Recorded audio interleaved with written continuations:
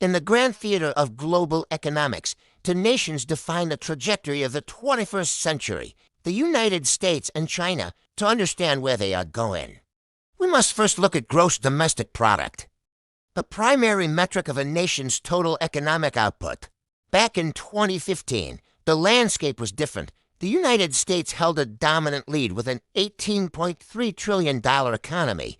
Meanwhile, China was accelerating rapidly, recording a GDP of $11.1 trillion, signaling the start of a historic narrowing of the gap.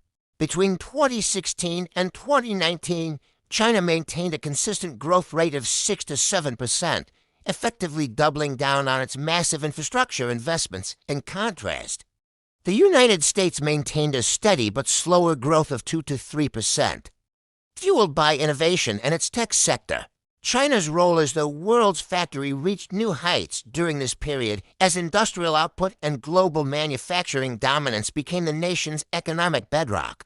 The arrival of 2020 brought a global shock. The pandemic disrupted supply chains and forced both economies to pivot in unprecedented ways. The United States responded with massive fiscal stimulus, eventually pushing its nominal GDP past the $26 trillion mark during the recovery phase. When we analyze these figures, we must distinguish between nominal GDP and purchasing power parity, or PPP, which accounts for local costs. In terms of PPP, China's economy actually surpassed the U.S. years ago, highlighting the sheer volume of goods and services produced domestically. Looking toward 2025, the IMF projects a growth rate of roughly to 0.2% for the U.S. and for 0.5% for China. Artificial intelligence has become the new frontier. Both nations are investing billions to secure leadership in the software and hardware that will power tomorrow.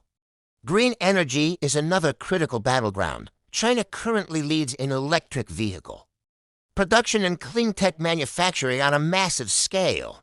Chinese logistics have reached an incredible scale, processing over 200 billion parcels annually, a testament to their integrated digital marketplace. However, the United States remains the undisputed leader in financial services, global banking, and the reserve status of the dollar. The narrowing gap between these two giants suggests a more multipolar world, impacting everything from consumer prices to global supply chains.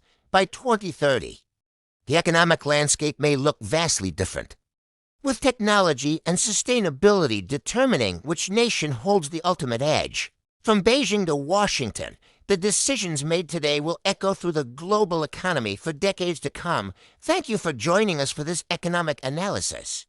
The future is being written in real time.